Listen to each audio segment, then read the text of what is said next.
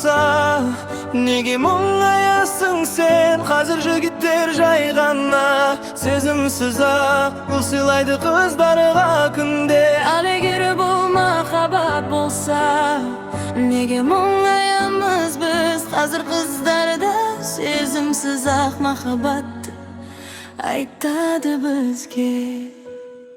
Маған не керек сендердің махаббаттарың? Мен онсыз да бақыттымын. Сүйе алам деп айтқан едің, бірақ әлі үйренуің керек сенің махаббаттың. Бір букет гүл кейін тасталады қоқысқа, бірге бос сөзбен өкінішті. Мен саған шын сезім сыйладым, ауылда гүлдермен бірге жоғалды үнсіз. Ал егер бұл махаббат болса, неге мұңаясың сен? Қазір жігіттер жай ғана сезімсіз ақ гүл сыйлайды қыздарға күнде. Ал егер бұл махаббат болса, неге мұңаямыз біз? Қазір қыздарда сезімсіз ақ махаббатты айтады бізге. Не үшін керек бұл махаббат? Бір сәтте келіп, бір сәтте кетеді.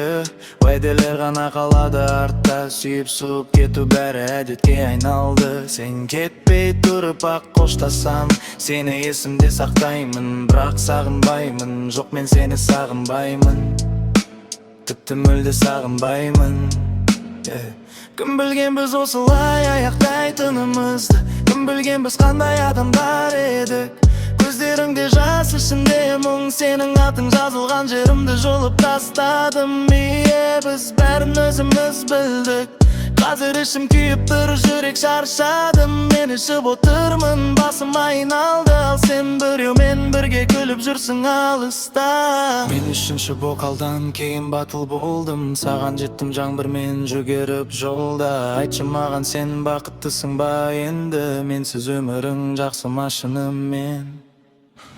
Ал егер бұл махаббат болса, неге мұңаясың сен? Қазір жігіттер жай ғана сезімсіз ақ гүл сыйлайды қыздарға күнде. Ал егер бұл махаббат болса, неге мұңаямыз біз? Қазір қыздарда сезімсіз ақ махаббатты айтады бізге.